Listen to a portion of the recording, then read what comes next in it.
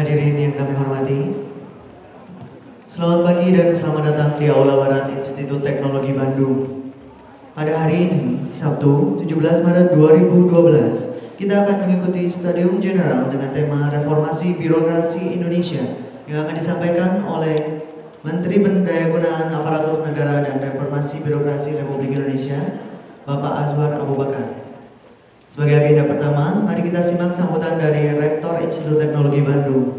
Kepada Profesor Rahmaloka, kami persilakan. Bismillahirrahmanirrahim. Yang saya hormati Bapak Menteri Pemberdayaan Aparatur Negara dan Reformasi Birokrasi, Pak Azwar Abu Bakar, serta Ibu. Yang saya hormati Bapak Ibu pimpinan Institut Teknologi Bandung, para dosen dan adik-adik mahasiswa yang saya banggakan. Selamat pagi, Assalamualaikum warahmatullahi wabarakatuh. Alhamdulillah, kita panjatkan puji syukur kehadirat Allah. Pagi hari ini kita kembali bisa melaksanakan studium general yang pagi hari ini alhamdulillah sudah ada bersama-sama dengan kita Bapak Menteri Azwar Abu Bakar. Dan saya kira kita semua tahu Pak Azwar Abu Bakar ini arsitek lulusan Institut Teknologi Bandung, dan beliau sekarang mengemban amanah menjadi menteri yang kemudian mencoba mendesain arsitektur dari birokrasi Indonesia. Jadi saya yakin beliau akan banyak memberikan share kepada kita semua, dan Pak Menteri nanti bersedia untuk berdiskusi bersama kita semua. Jadi biasanya Pak Menteri itu ada waktu 1,5 jam, barangkali 30 menit terakhir atau 40 menit, tergantung Pak Menteri nanti itu untuk bisa tanya jawab. Untuk diketahui Pak Menteri, studium general ini adalah mata kuliah pilihan, dan kalau di sekarang itu kodenya kode 4. Jadi kalau kode 4 itu bisa diambil oleh mahasiswa baik S1 maupun S2. Dan pesertanya sekitar 200 sekian, 250-an. Kadang-kadang memang nanti yang akan hadir itu jauh lebih banyak, karena studium general juga terbuka, tidak hanya untuk mahasiswa yang mengikuti mata kuliah itu, tetapi untuk mahasiswa-mahasiswa lain. Kadang juga ada mahasiswa dari luar Institut Teknologi Bandung.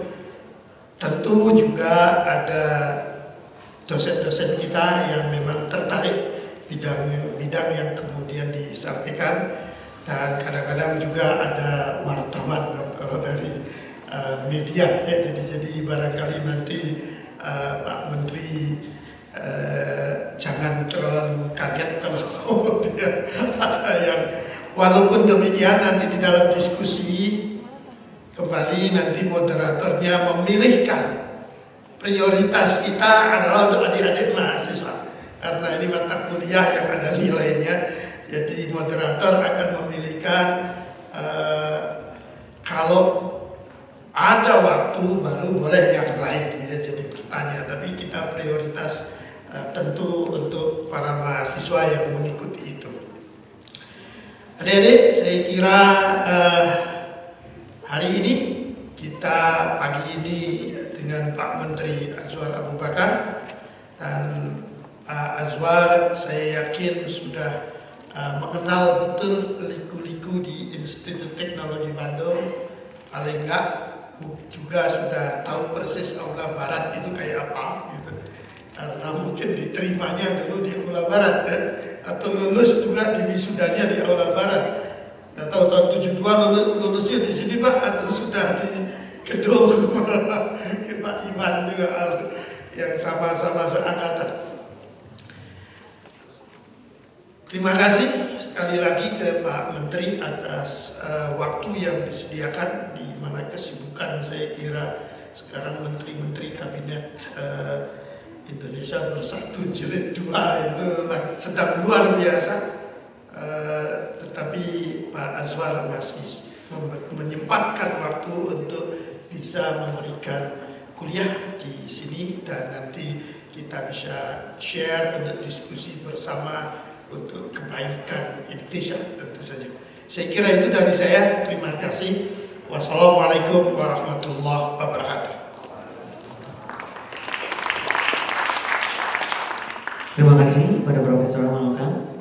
Selanjutnya memasuki acara utama, yaitu Stadium General dengan tema Reformasi Birokrasi Indonesia yang akan disampaikan oleh Menteri Pendayagunaan Aparatur Negara dan Reformasi Birokrasi Republik Indonesia.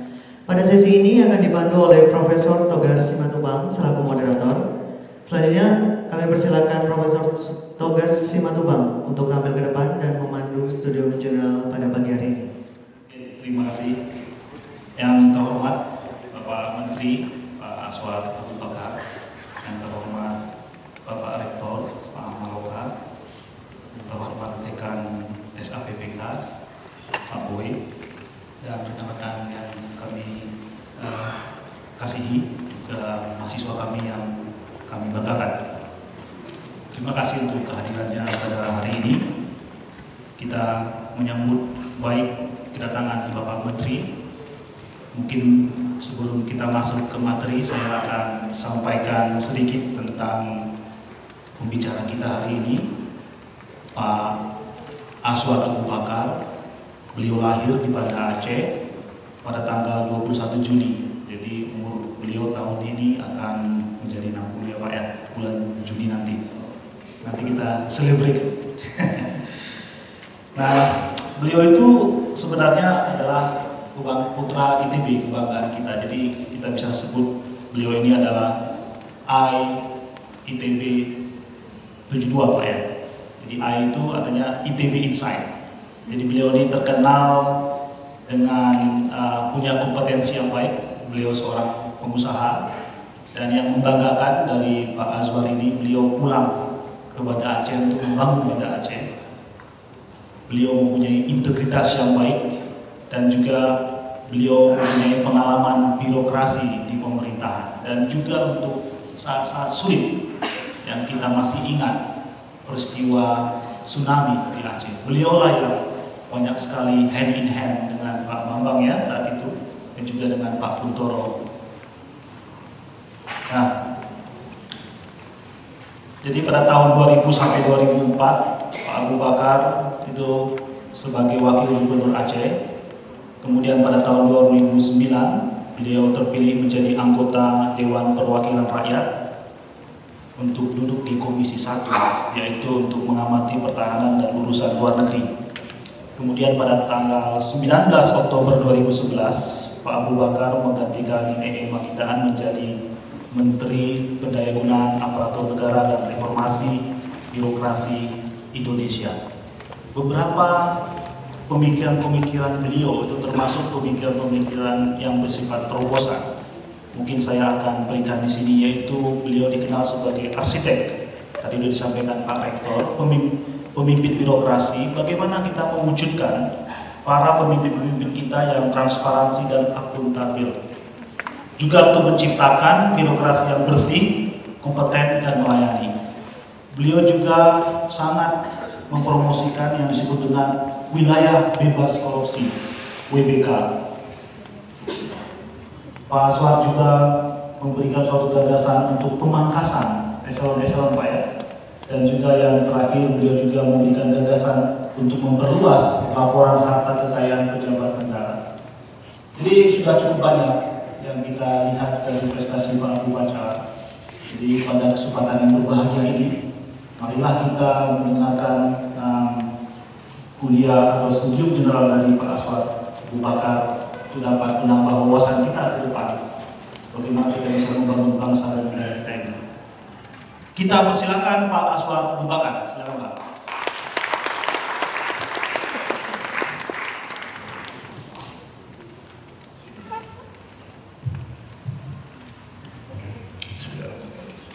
Assalamualaikum warahmatullahi wabarakatuh. Selamat pagi dan salam sejahtera bagi kita semua. Yang saya hormati Bapak Rektor, Dekan, dan dosen senior.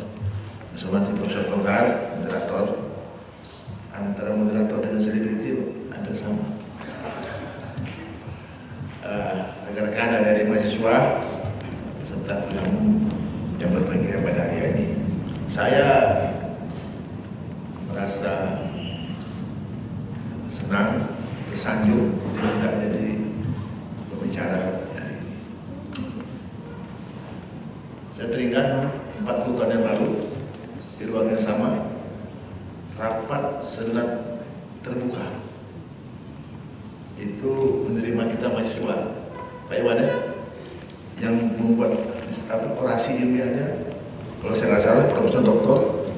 T.B. Sulaiman, judulnya Elektrifikasi Desa.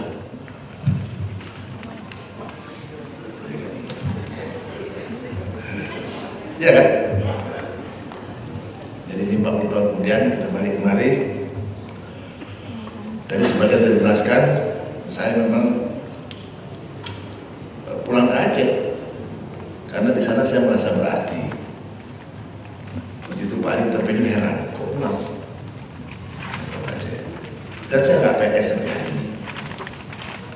Saya nggak PNS sampai hari ini, jadi memang unik juga. Jadi akhirnya jadi pengusaha konsultan di sana, kemudian jadi wagub masa konflik. Kemudian di ujungnya setahun PLT Gubernur tsunami. Jadi sekarang saya bahasa anunya juga ini tsunami juga demokrasi.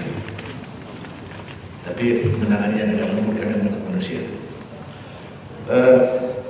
Saya kira saya sampaikan dengan konkret ya, apa permasalahan demokrasi supaya Bapak bisa memberikan sharing kembali kepada kita dan para mahasiswa juga bisa mengetahui gimana keadaan negeri kita.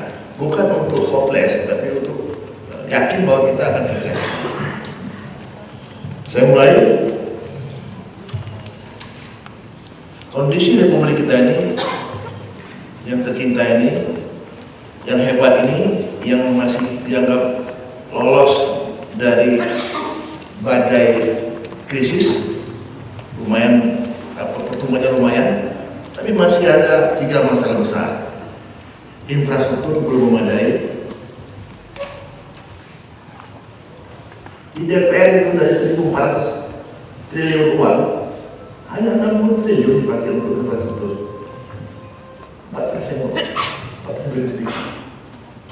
Terlalu kecil. Makanya kita ketinggalan dengan Malaysia, ketinggalan dengan China untuk infrastruktur. Birokrasi jumbo berat, lamban, dan tanda kutip yang profesional ini hanya sekitar 20% ke bawah. Bahkan saya pernah salah kutip sama wartawan bilang 5%. Sebenarnya bukan 5% Bapak. Di samping struktural ada yang namanya fungsional.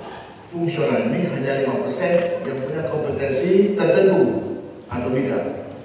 Selebihnya kompetensi umum, fungsional umum. Nah yang ini, setengahnya ini nggak bisa apa-apa. Atau dalam bahasa lucunya, bisa sedikit-sedikit bisa. Kalau kita suruh, akhirnya cuma sedikit. Jadi kalau mau dipresentasikan, 40% lah yang nggak bisa. Tapi tidak apa-apa, salah kutip pun penting juga buat sekali-sekali biar kita merasakan sesuatu. Tapi yang penting bukan diagnosa cuma 5% atau cuma 50%, tapi bagaimana terapinya nanti kita bicarakan. Dan korupsi di luar biasa, angka kita masih dari segi negatif, masih membanggakan, termasuk negara yang dicap tertinggi korupsinya. Berikutnya, organisasi dan kewenangan belum tepat fungsi dan sasaran, masih banyak disalahgunakan dan overlapping. Jadi kementerian ini masih banyak masalah. Jadi organisasi pemerintahan, kalau bahasa halusnya banyak ruang untuk kita perbaiki, kira-kira gitu. Banyak ruang perbaikan. Pelayanan publik belum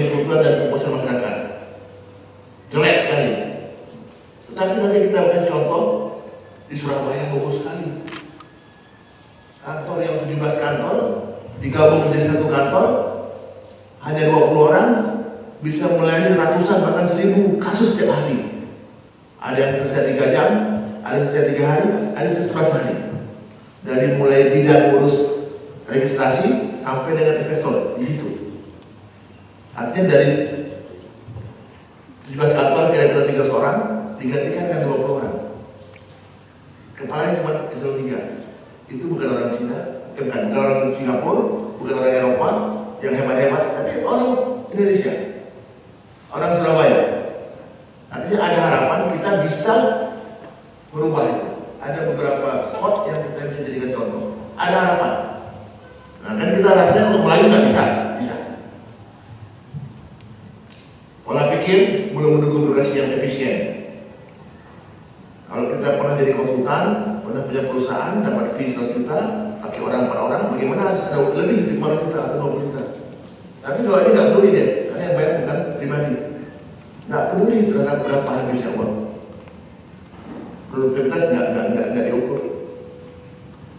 Belum profesional dan belum melayani. Saya kira ini umum sekali.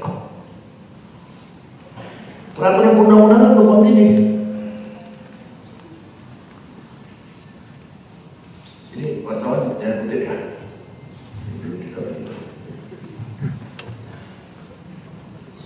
Kemarin saya bicara dengan Wapres, satu gagasan baru.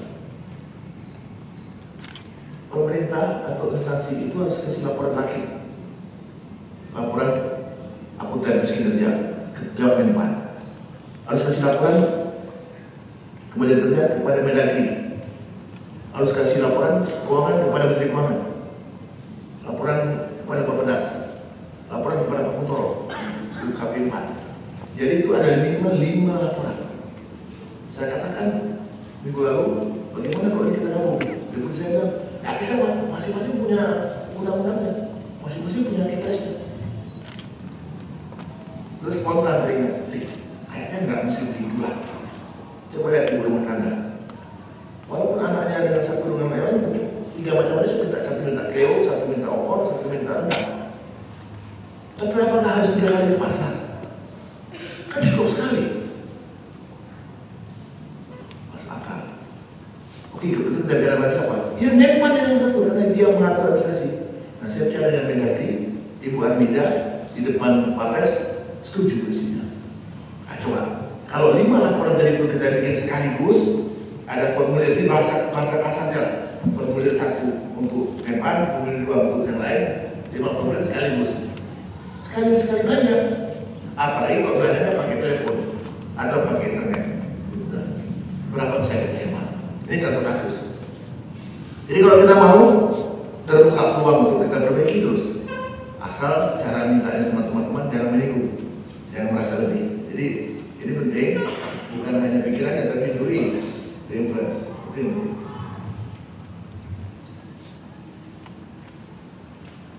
Kemudian SDM 4,5 juta. Tahun lalu 4,7. Karena kita tahan setahun, hilang 125.000. Jadi kira-kira 3% lah pensiun setahun. Lumayan, ini ada downsizing sekali. Kuantitas penyebaran tidak sesuai kebutuhan. Ada yang kita butuh nggak ada yang butuh, ada yang tidak butuh lebih. Kualitasnya masih banyak peluang untuk ditingkatkan. Penggajian belum adil, maksudnya kerja kita sama rata. Kesejahteraan masih kurang dibandingkan dengan negara tempat lain. Tunjangan kinerja juga belum semua yang kita bahas. Berikutnya, ini kita sederhanakan. Nanti kelihatan ada satu bagian tentang reformasi birokrasi, tapi saya sederhanakan. Ada grand design. Itu tujuannya untuk menciptakan birokrasi yang bersih, kompeten dan melayani. Bersih ini bersih dari KKN, bersih dari politik. Sekarang masih ada kalau bupati terpilih ngangkat semua tim sukses. Kalau dia berhadapan dengan orang yang tak betul dia dipanjangkan, eselon 2 diganti, dipindahkan. Kepala Kipu yang tadinya sipil diganti dengan dokter hewan. Ini kejadian. Kompeten, mampu, dan melayani. Melayani ini penting. Kita bagi dua, melayani masyarakat dalam urusan-urusan dan melayani dan menggali potensi Indonesia untuk mengembangkan dunia usaha. Baik dunia usaha itu alumni ITB yang pertama membuka usaha atau ada investor dari Jakarta atau dari luar negeri itu dimudahkan. Lewat itulah bisa menampung tenaga kerja yang luar biasa besar. Tiap tahun ada 3 juta tenaga kerja lahir, tenaga kerja baru. Di samping kita punya 30 juta juga orang miskin karena nggak punya kerjaan. Jadi kita kalau semua diandalkan kepada PNS nggak mungkin. Kalau kita bikin zero goal saja, paling-paling setahun kita bisa terima 125.000. Lanjut. Ada 9 langkah. Ada 9 langkah. Untuk saya ringkas saja, reformasi sederhana. Yang pertama, penataan struktur birokrasi.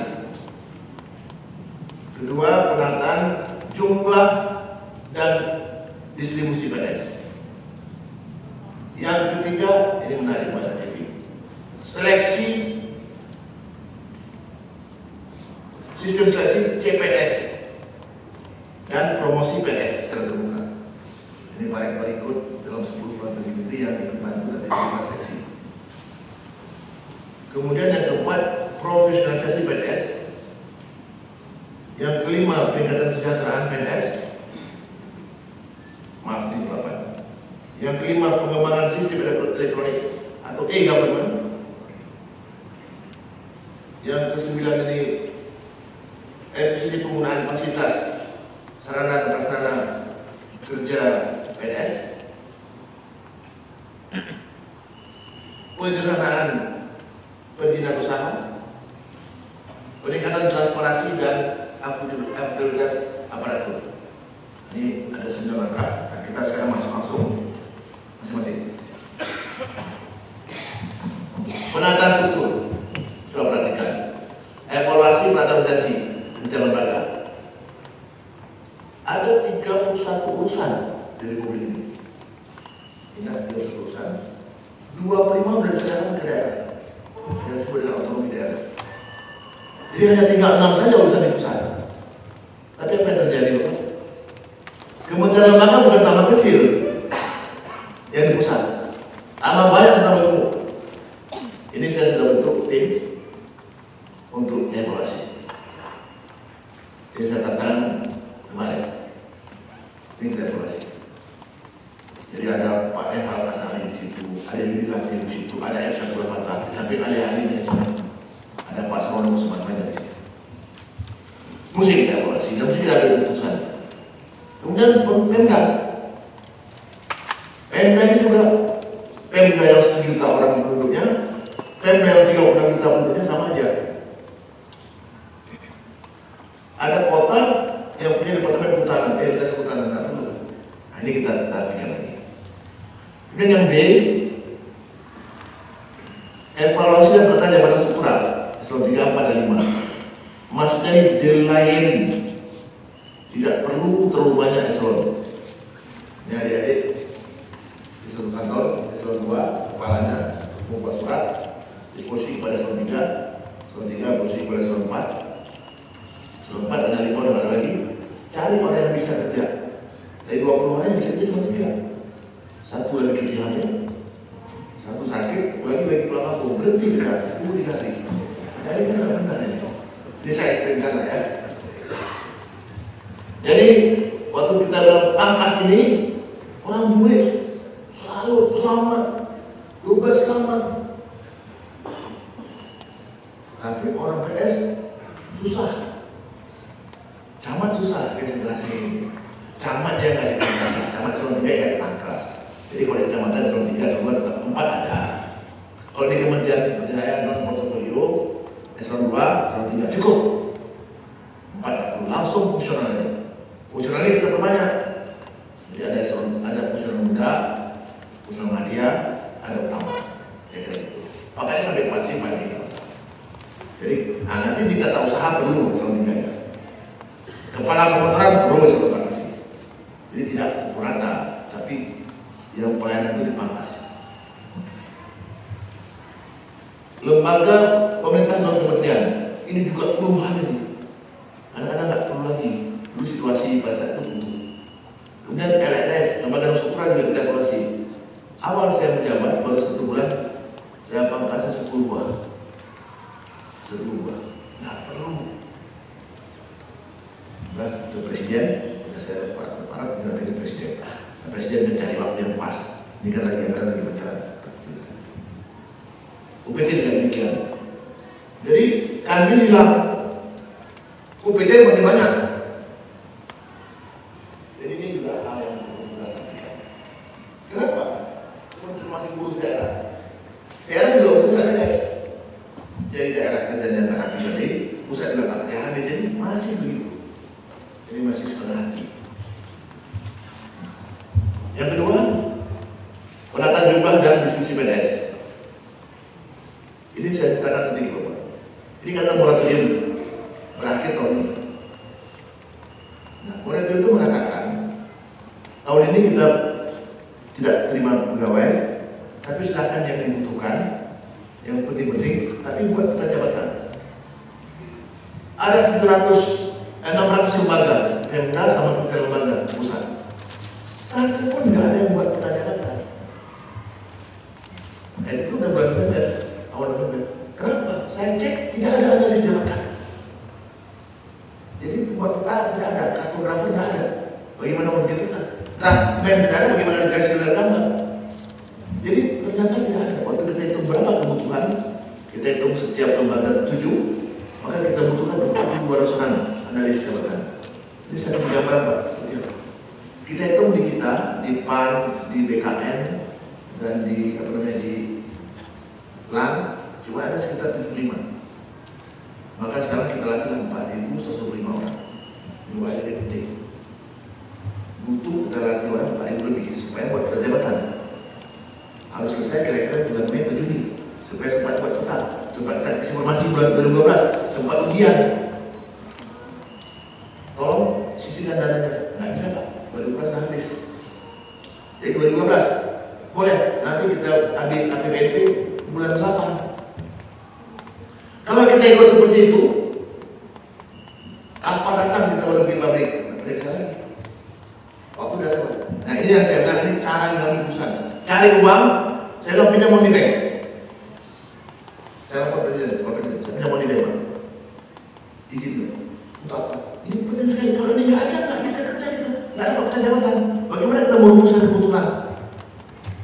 Nah, akhirnya ada sisa uang dari BKN, bantuan asing, sekarang udah dapat uang 10 miliar.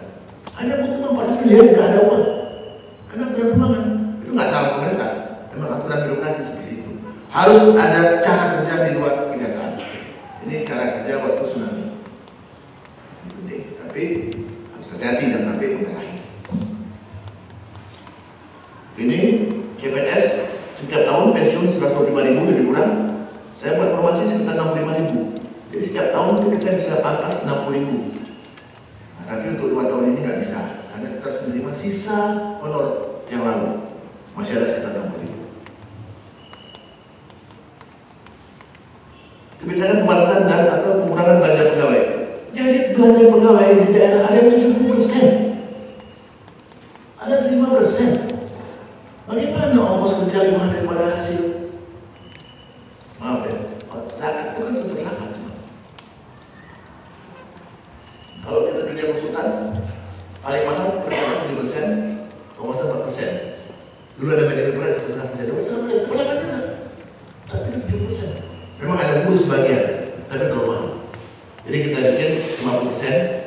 Pak Menteri Keuangan mohon kalau ada orang yang bisa mengurangi di bawah 50%, dikasih hadiah. Jadi orang yang beranjak.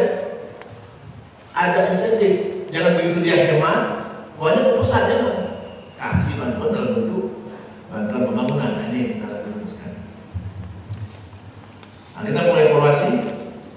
Ini surat 5 menteri kemarin saya sampaikan. Guru itu harus mengajar 24 jam, baru kelabakan.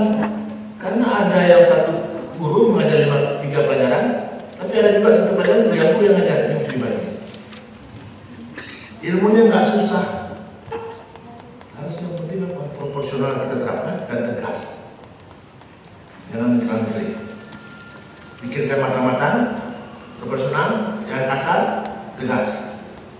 Injak rem pelan-pelan, tapi jangan tarik lagi. Saya berhenti deh.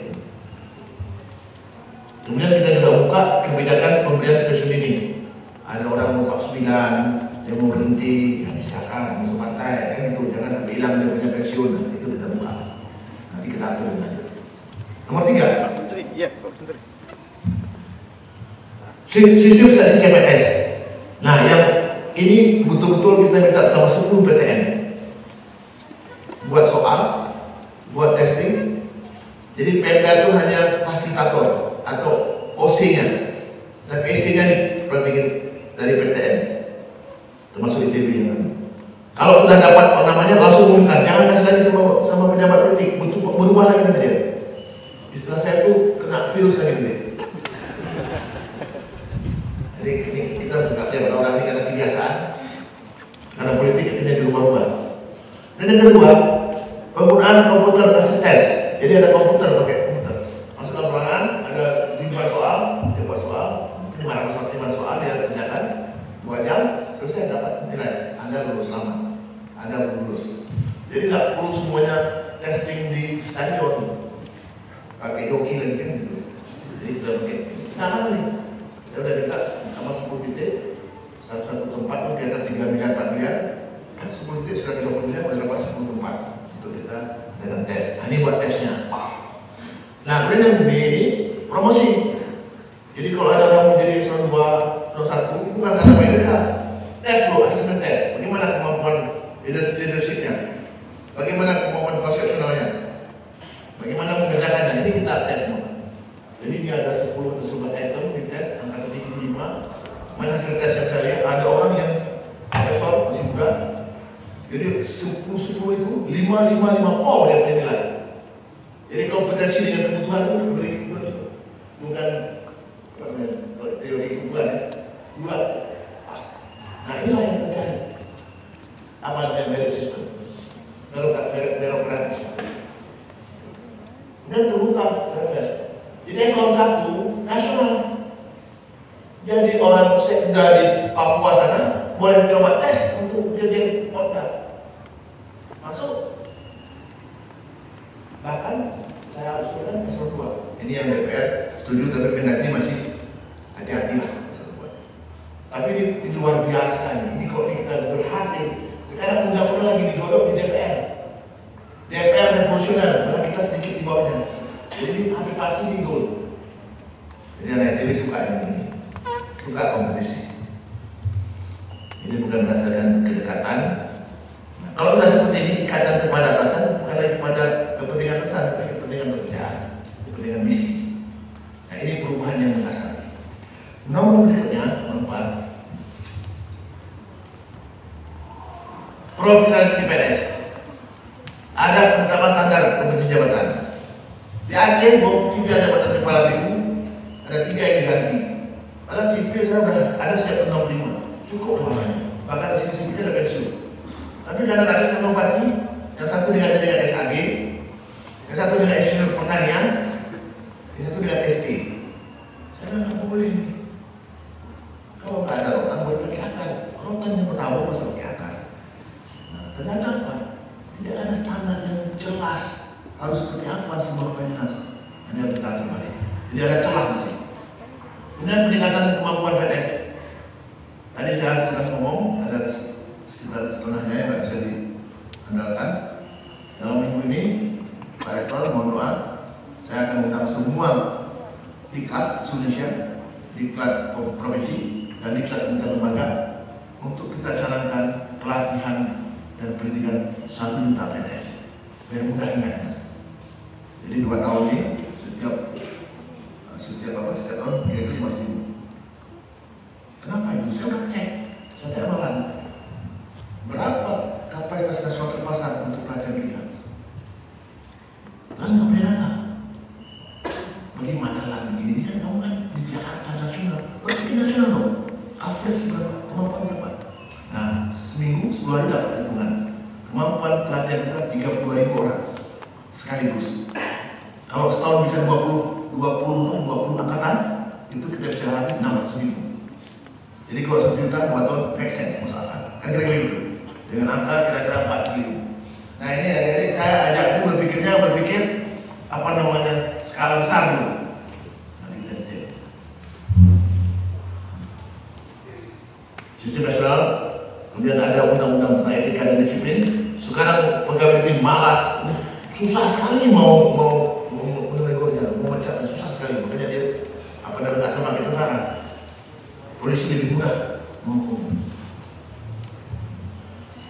Sertifikasi mutasi secara periodik. Nah, yang G ini pengukuran kinerja individu. Nanti ada balance scorecard. Ini perusahaan. Hari ini kita mulai reformasi birokrasi. Kalau semua instansi mau merencanakan, membuat persiapan untuk reformasi birokrasi, kita nilai dapat nilai di atas 50% daripada tertinggi 100%, maka dia diberikan reformasi tunjangan demokrasi sekitar 40%. Kalau eselon 1 itu sekitar tunjangannya itu 49 juta kalau 100%. Jadi kalau semua departemen sudah masuk dalam kelompok reformasi birokrasi, dapat tunjangan dari sekitar 19 juta, 20 juta. Kalau eselon 1. Kalau 100% nanti jadi 40 juta. Nah, ini masih sifatnya masih global, gelondongan. Kementerian PAN dapat 40%, Kementerian Keuangan dapat 1%, BPK dapat 70% sekarang, mulai 46%. Tapi gelondongan. Tapi setelah sekali naik, nanti dia dipecat oleh individu. Jadi kelihatan si A berapa kemampuannya, kinerja seperti apa. Mungkin dia dapat lebih tinggi, dia dapat 38, yang lain dapat 32. Jadi ini akan membuat betul-betul pembayaran sesuai dengan kemampuan dan hasil. Ini sekarang di pusat haji biasa. Nah, untuk yang berikutnya, tadi kita bicarakan jabatan struktural kita hilangkan sebagian. Tapi jabatan fungsional ini kita berbesar. Sekarang 114 jenis jabatan fungsional. Orang Malaysia 300. Saya katakan kita bikin 200 tahun ini. Nah sekarang udah siapkan 200. Jadi satu-satu masuk ke saya katakan. Kita akui itu jabatan fungsional sebagai pola karir. Orang kan harus diakui. Sekarang ini udah ada teman saya dari Armeni namanya. Armeni, bantu gue di sini. Lebih muda dari saya 5 tahun. Jadi eselon 2 di sini. Azwan, makasih. Saya mau di sini aja. Aku mau dapat fungsional perencanaan utama. Nah, jadi orang menarik, tidak harus struktural semua eselon 2, eselon 1. Tapi dia juga menarik, happy dengan menjadi fungsional. Karena ada muda, media utama itu. Dia bisa 4B, 4C. Gaya besar, ini yang kita mau makan. Jadi jumlah jabatan fungsional ditingkatkan, pola karirnya diperjelas, kemampuannya dilatih, kemudian tunjangannya juga jangan terlalu jauh beda dengan tunjangan struktural. Saya kira. 5. E. Government. Sekarang di kantor sudah berbadan E-game. Kita kembangkan. E-game ini main game di kantor. Ini kita lihat. Jadi sudah dikenal, tapi E-planning ini untuk perencanaan di Bappenas, di Bapeda, di keuangan, E-prop. Ini saya kasih tahu juga kemajuan sama adik. Sekarang BPK, Badan Pengusaha Pangan, punya line langsung dengan pemerintahan provinsi, kabupaten kota, dan departemen. Tidak semua, sekali. Tapi lebih setengah. Jadi semua laporan sudah masuk ke komputer di BPK. Kemudian kalau ada data yang kurang, dilihat sama dia tingkat tambahan. Namanya E-koresponden. Sudah masuk semua, baru dia ke lapangan untuk field investigasi. Jadi memotong besar sekali waktu. Nah ini data. Ya, itu. Berikutnya, peningkatan pelayanan publik. Ini perizinan disingkat, dimudahkan ya. Ini pembatasan waktu. Ini di Surabaya udah bagus sekali. Bisa 11 hari, bisa 7 hari. Ya. Ada kesusahan biaya. Jadi mereka sudah dibayar dari tunjangan, tidak boleh lagi memungut biaya. Itu yang resmi. Nah kemudian yang terakhir ini, Kementerian Budaya dan Terima, kita pertandingkan antara kantor dan kantor mana yang baik. Setuju?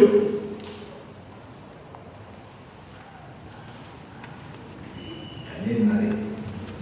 Ini bagi yang mau masuk ini penting. Transparansi dan akuntabilitas aparatur. A. Perluasan wajib lapor PNS. Karena yang punya rekening itu yang muda-muda. Tapi saya katakan tidak mungkin yang muda kalau ada jaringan tua. Jadi intinya masuk PNS lapor wajib lapor harta, naik pangkat lapor lagi. Ya. Dan PPATK. Ini PPATK ini bisa dapat rekening kita nih gampang sekali. Dan Pak Eko, saya sudah buat surat tanggal 31 Januari kepada seluruh menteri, Menko, Panglima TNI, Kapolri, Jaksa Agung semuanya. Saya minta kalau Bapak mengangkat eselon 1, eselon 2, cek dulu ke PPATK. Di mana nggak di PPATK. Jadi sekarang ini harus bebas itu. Jadi kalau udah mau ngelantik eselon 2, eselon 1 itu clear berarti dengan PPATK. Karena PPATK sekarang bisa melacak dari rekening kita, rekening orang di bank, bisa mengecek dari laporan dari premi asuransi kalau besar dia lapor, beli logam mulia besar lapor, beli mobil lapor, properti lapor, falas tukar uang dolar, ada 6 cara PPATK untuk melacak kalau ada penyimpangan keuangan atau pencucian uang. Ini kemajuan besar. Saya berikan kekuatan terus sama PPATK. Kemarin kita tambahkan 100 auditor baru untuk mereka, biar mereka bisa berkembang. Nah, ini larangan penggunaan uang negara ke rekening pribadi, ini teknis sekali. Nah, kita kuatkan nih kalau orang lapor salah tapi nggak bisa dikurangi kesalahannya. Kalau dia mau tobat, melaporkan kecurangan, bisa kita perbaiki. Nanti ini saya kasih nih kopinya nih.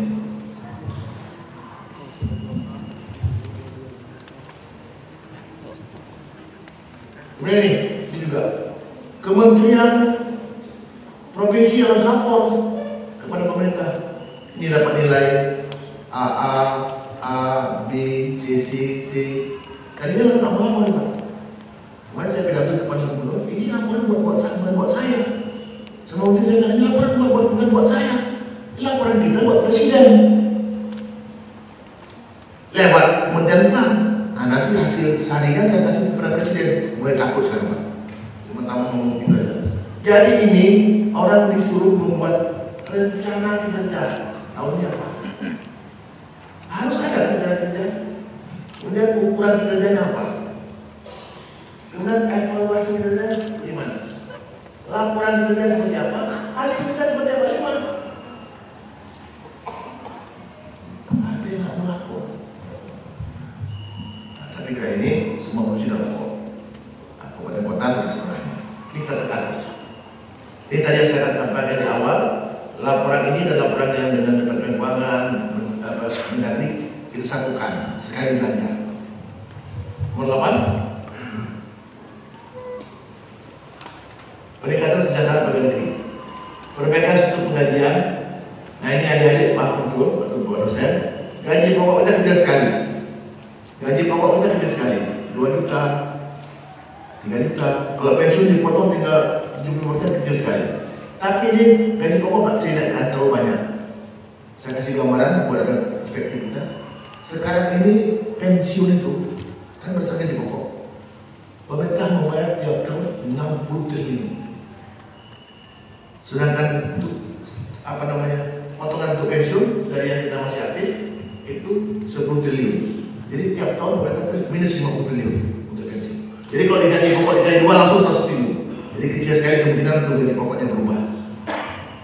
Nah, yang B inilah tunjangan untuk basis kinerja yang kita sebut sekarang demoderasi. Ini yang mulai kita gunakan. Kemudian yang terakhir, efisiensi penggunaan fasilitas kedinasan, transport, uang jalan, macam alat TK saja ini juga akan kita kontrol. Ada bupati yang beli mobil luar biasa mahal. Ini kita buat standar baru. Ini bukan hanya uang, tapi gaya hidup ini mempengaruhi pengeluaran yang lain. Jadi inilah apa namanya sinyal langkah simplifikasi daripada informasi birokrasi. Hadirin sekalian, para mahasiswa, berikutnya ini angka-angka yang barangkali bisa memberikan semacam harapan bagi kita. Ya, ini untuk bicara good governance, indeks persepsi korupsi. Nah kita 2009 2,8, ini angka tertinggi 10, ya. Tahun ini 3, Malaysia 7 di sini. Nah kita di sini 3, kita kejar 2 tahun lagi menjadi 5. Tapi ini saya ingin katakan trennya membaik, Kemudian laporan keuangan yang diperiksa oleh BPK. WTP ini wajar tanpa pengecualian. Apa maksudnya? Kantor itu sudah melaporkan keuangan sesuai dengan undang-undang. Tapi belum tahu apakah ada korupsi atau tidak. Hanya laporannya sesuai dengan undang-undang. Nah ini angkanya sekian. Melaporannya baru 20% dengan baik. Ya. Nah kalau yang pusat lumayan 63%. Jadi Pemda masih perlu kita perbaiki banyak sekali. Ini kondisi birokrasi kita. Nah, kemudian integritas pelayanan publik lumayan. Angkanya kita kejar 8, kita udah pada posisi 6 sama 5. Kemudian tadi yang saya sampaikan tadi tentang layanan sakit, laporan kinerja, ini posisi sekarang seperti ini.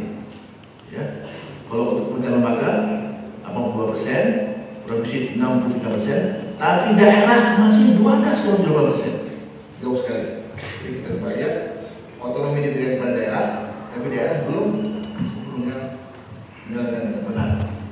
Lanjut. Nah, ini tentunya sudah Pak Rektor sedikit saya berikan.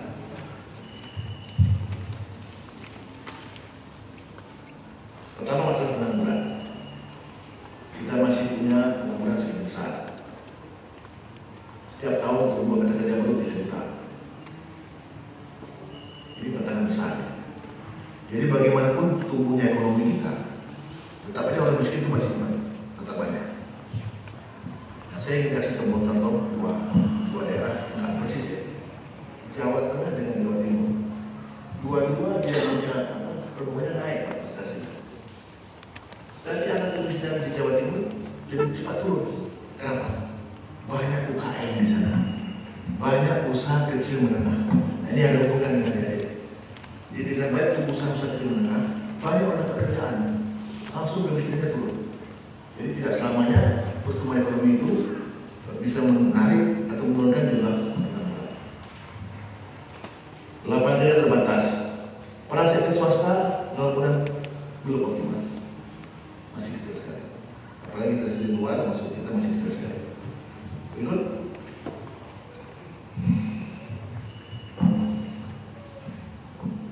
Nah ini saya ingin manusia yang paling baik itu bukan paling tinggi pangkat, bukan paling kaya, yang paling banyak manfaatnya buat orang lain. Ini perlu dalam betul. Tamat sekolah sebagai apa saya kata sebagai manfaat orang lain. Kemudian jumlah wirausaha kita masih kecil sekali. Kita belum peningkatan. Inilah harapan-harapan saya, walaupun saya sekarang mengurus birokrasi tanpa bermaksud menahan adik-adik masuk ke birokrasi, tapi sebenarnya mari kita bangun dunia usaha. Nanti saya ceritakan dalam podcast. Ada orang yang menjadi pengusaha terpaksa. Ada yang meniru. Ini boleh juga. Ini juga boleh. Tapi yang paling bagus dia ada inovasi yang ingin dikembangkan. Silakan baca. Saya pulang ke Aceh, Bapak. Sampai di Aceh, rektor tawarkan saya kerja dosen, dikirim ke Amerika. Malah dia bilang, kamu lihat aja. Ketua Bapak dia bilang, kamu Bapak aja. Kalau bilang kalau kamu nama, kamu dua-duanya. Tapi saya teringat sebuah kisah Jabar Tarik, pasukan yang menyerang Afrika. di Gibraltar itu Jabal Tari. Begitu dia mendarat, Panglima bakar semua kapalnya. Maksudnya apa? Kita hanya dua pilihan, kita berebut menang atau kita mati, kita nggak bisa lagi. Nah, saya putuskan sejak swasta, bukan untuk sombong, bukan untuk proud, ya, bukan untuk bohongan. Kita tidak boleh berharap lagi dari gaji pribadi kalau kita mau jadi pengusaha. Jangan setengah-setengah. Saya perhatikan yang setengah-setengah itu nggak begitu. Jadi fokus saja. Dengan keyakinan, coba perhatikan ini ayat. Pada saat burung keluar pagi-pagi, kosong perutnya, balik dia udah penuh perutnya, udah penuh, dia kasih tuh anaknya lagi, pasti barang itu. Jadi setiap mulut dibuka sama Tuhan, rezeki dijamin. Apalagi udah pakai ilmu, udah pakai keterampilan, sikap yang baik, udahlah, dijamin. Nggak usah takut. Ini. Ini ada ibu. Waktu itu dilambat. Jadi bapak setuju, saya nggak beres. Sebagian, Wan, masa nggak punya rezeki gimana sih hidup kamu nanti? Nggak ada jaminan, hari tua gimana? Nah, ini bahasa. Saya tidak merendahkan yang jadi PNS, tidak. Tapi ini yang saya alami. Saya bilang surat Jumat mengatakan, Pak Iza kemudian sholat fantasi firman. Apabila selesai sholat, bertawarlah kamu di muka bumi untuk menjadi rezeki dan kebaikan dari Allah. Nggak ada yang bilang berdoa kamu jadi PNS, tak ada. Di ujung ayat, Inna Allah yang rezeki. Sesungguhnya Allah maha memberi rezeki. Nggak ada PNS, tak ada perintah maha memberi rezeki. Silakan di mana saja kita berdoa. Ini perlu dicamkan. Waktu saya berusaha, dalam kekalawan di Mendikbud Aceh, proyek belum dapat satu paket 5 lokasi kawan. Saya punya om itu dekat sekali, kepala dinas pendidikan. Wan, ada proyek tuh, ingin minta sama 5 lokasi kawan. Satu lokasi itu 2 lokal baru, 2 lokal SMP baru, 5 lokasi. Berapa uangnya? Tapi itulah saya mulai 5 lokal baru. Nah, kalau berikutnya udah proyek SMP ini udah di bupati di daerah, udah seperti orang besar, Pak, lokasi bapak, sekolahnya di sini kita bawa. Nah, itulah bedanya kalau kita di daerah kecil. Masih umur 28, kita ke bupati, bicarakan proyek SMP, itu besar sekali, sekitar 32 tahun lalu. Jadi ini saya kira tantangan besar sekali masih peluang. Kalau enggak, air itu enggak ada. Apabila selesai sholat, maka bertebarlah kamu di muka bumi. Dari Jakarta, Jabar ke Sumber ini. Dari Jakarta lari ke Malaysia, lari ke mana saja. Enggak cukup darat ke laut, enggak saya ke atas ke bawah. Nah ini harus dicari. Tapi yang masuk PNS silakan. Lanjut. Nah, ini saya kira penting. Saya boleh mumpuni skill kalian. Kita harus bayang kita dari mana besok. Attitude yang baik. SQ yang baik. Bukan harus ikut angin, hari ini aja, tapi emosional, spiritual, passion yang baik. Festival. Ingin menjadi inovatif, teman-teman, memiliki kemampuan manajemen. Nah, kalau Anda berusaha, ini saya kasih gambaran ini, intisari dari saya buat perusahaan, kemampuan manajemen operasional. Jadi kita tuh punya keahlian untuk memproduksi sesuatu atau berusaha jasa. Memiliki kemampuan manajemen keuangan, mulai kemampuan mengatur orang-orang, kemampuan memasarkan ide kita, produk kita, dan memiliki kekuatan power. Nah, power yang Anda bisa atur dari sekarang adalah jaringan, pertemanan. ITB luar biasa. ITB ini kampus luar biasa. Dulu waktu saya masih muda-muda jumpa pimpinan ITB, sini. Amin. Ya, ini pelihara. Bergaul dengan baik, dengan kuat, saling mengenal kemampuan masing-masing. Jadi kalau bikin perusahaan ada berempat, harus kira-kira orang itu bisa ada ciri masing-masing, saling menguatkan. Jangan semua bagian produksi nggak ada pemasaran, nggak laku barangnya.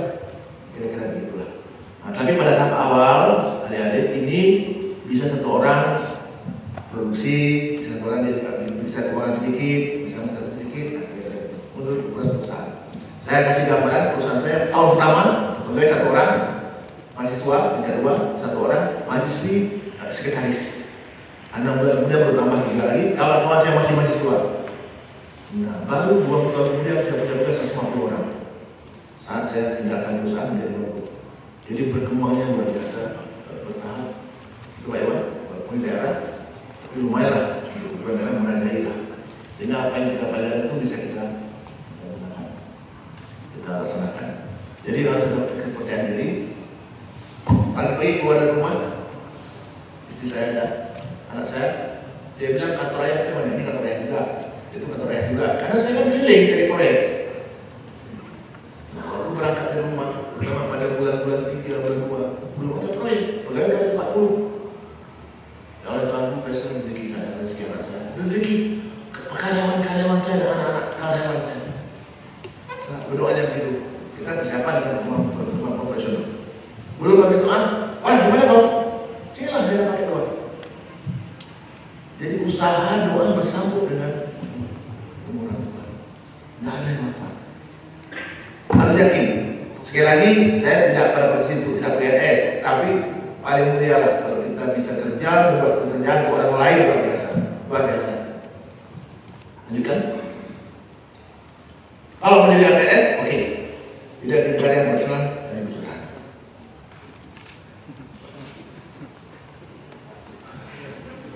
Ya, berpikir dan berbuat untuk orang banyak, memberikan pelayanan yang mampu, membuka lapangan kerja untuk kemajuan bangsa.